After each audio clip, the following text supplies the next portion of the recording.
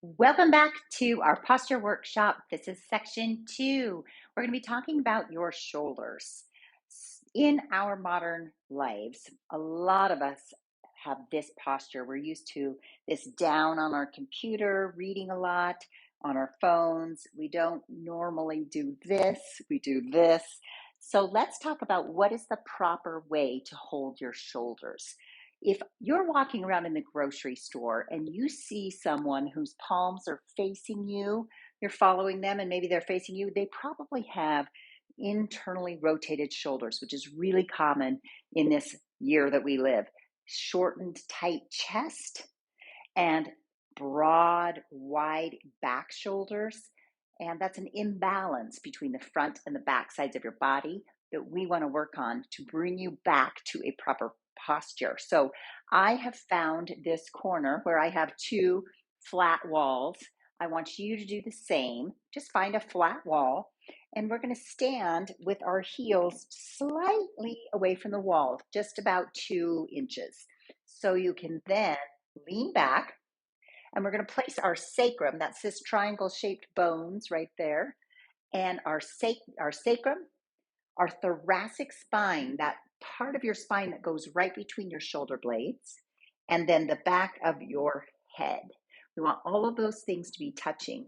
Now from there, I want you to just practice letting your belly sag and then hold your belly strong. See if you grew at all. Good. Okay, now hold your belly strong so you have that nice neutral pelvis, and then get your shoulders back to the wall. You do that?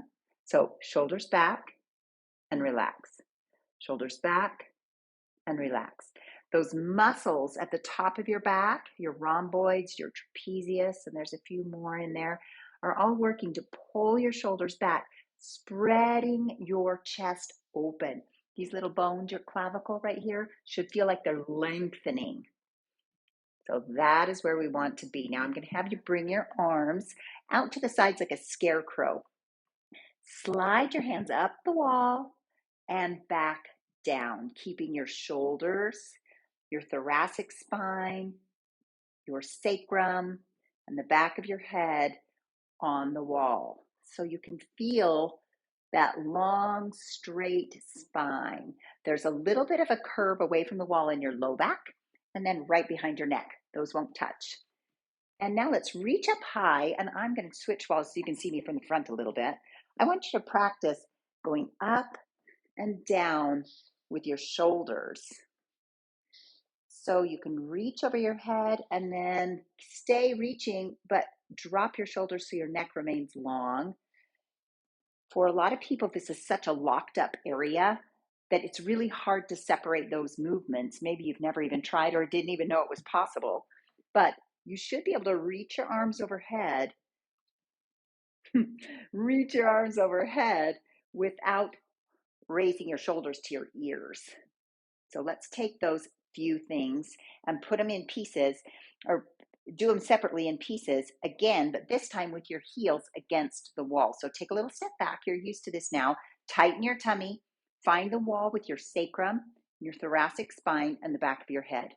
Now this feels even straighter because your feet are right underneath you. So you might not feel like you have great balance here. It might feel really awkward. Shoulders to the wall and release. Shoulders to the wall and release. Now this with shoulders to the wall isn't actually where you want to be, but we're kind of going past where we want to be so we can come forward to neutral.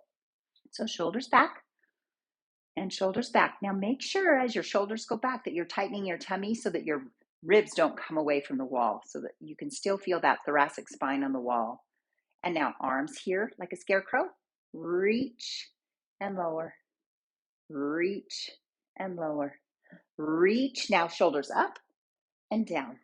Shoulders up and down. Shoulders up and down. And now, just for fun, let's go side to side. So side, side. Most of our movement in our lives, the conscious movement that we do is forward and back in that plane, that sagittal plane, forward, back. Rarely do we think of going side to side.